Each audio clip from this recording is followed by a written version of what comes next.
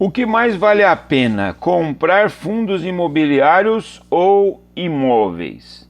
Essa é uma pergunta de um ouvinte, de um ouvinte nosso, de um seguidor do nosso canal, e eu vou usar essa pergunta hoje para fazer esse vídeo e vou responder isso aqui. Meu nome é William Cruz, eu sou do canal Dinheiro e Companhia. Se você não faz parte do nosso grupo aqui, já faz sua inscrição e já deixa o seu like no vídeo, tá? Se você quiser, faça uma pergunta e eu prometo que eu vou responder ela aqui no ar. Tá bom? Eu vou preservar o nome dele, né? Porque não pedi autorização. Mas a pergunta era a seguinte: se eu tenho um imóvel de 90 mil reais que recebo aproximadamente 450 reais de aluguel. Vale a pena eu vender esse imóvel e comprar fundos imobiliários? Um critério extremamente pessoal esse, na minha opinião. Porque as duas coisas acabam sendo a mesma.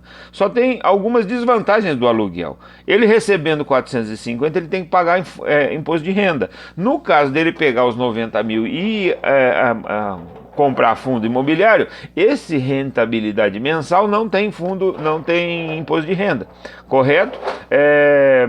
Você não tem, por exemplo, se você tivesse 90 mil em fundo imobiliário, você não teria problema com a grande problema de vacância eventual. Você não teria problema de você ter, por exemplo, não só a vacância, mas você não teria problema Ó, quem tá aqui atrapalhando meu vídeo, vai pra lá. O nome dele é Simba.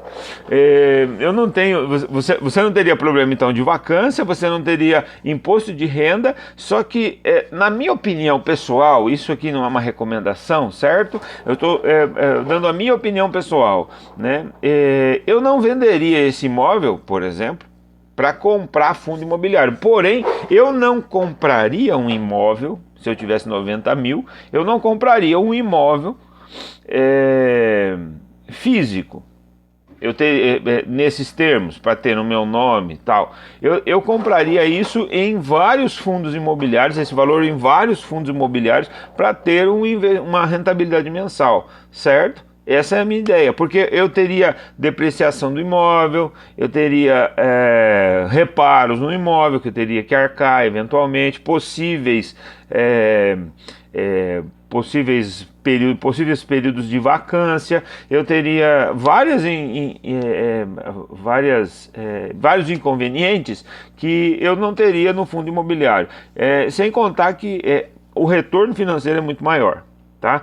Porém, se eu tivesse um imóvel e fosse começar a investir, ou se ele está alugado e eu vou começar a investir, eu pessoalmente não venderia o meu imóvel.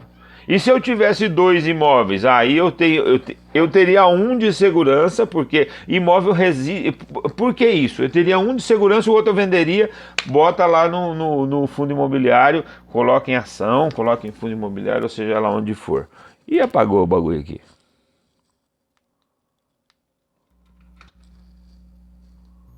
Aí agora acendeu demais. Vamos mudar? Aqui é melhor. Então, aí a vacância, a depreciação, possível período na vacância eu tenho que pagar do meu apartamento, por exemplo, eu tenho que pagar o IPTU, eu tenho que pagar como é que chama? Condomínio, eu tenho que pagar uma série de coisas, eu tenho que reparar o imóvel, eu tenho que arcar com todas essas despesas no período de vacância, sem contar que na vacância eu não tenho a entrada do recurso, certo? Então, na minha opinião pessoal, eu teria um imóvel só como meu imóvel, como minha segurança. Por quê? Porque imóvel resiste a qualquer intempérie, resiste a guerras, resiste a crises, resiste a qualquer tipo de coisa, eventuais intempéries aí, certo? Então, na minha opinião pessoal, ter um projeto de aportes mensais é muito interessante, mas fazendo reserva de emergência em fundo imobiliário, fazendo meus investimentos em empresas boas pagadoras de dividendos, setores perenes da economia. Então eu escolheria primeiro elétricas de grande tamanhos grandes, saneamento básico e bancos e financeiras.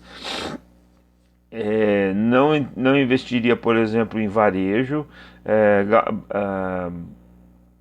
Talvez, por exemplo, uma outra parte aí fora da reserva de emergência no fundo imobiliário para continuar recebendo dividendos mensais. Existem fundos imobiliários muito interessantes, mas lembrando que fundo imobiliário não tem juros sobre capital próprio, o fundo imobiliário não tem desmembramento, não tem bonificações, tem várias outras coisas assim que são interessantes em termos de ação mesmo, né? Então, se tornando sócio de empresa. Quando você compra uma empresa, uma ação de uma empresa, você está participando dela, você se torna dono. Então, é engano você pensar que você vai perder dinheiro. Então, sonhe com se tornar um grande sócio de uma grande empresa. Olha que legal.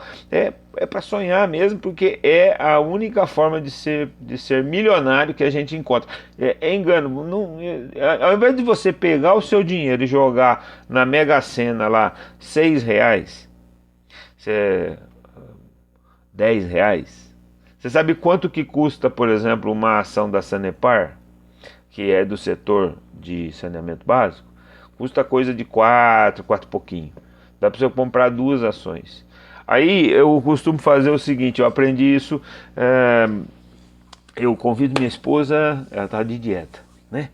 E eu gosto muito de sair com ela para ir para um restaurante.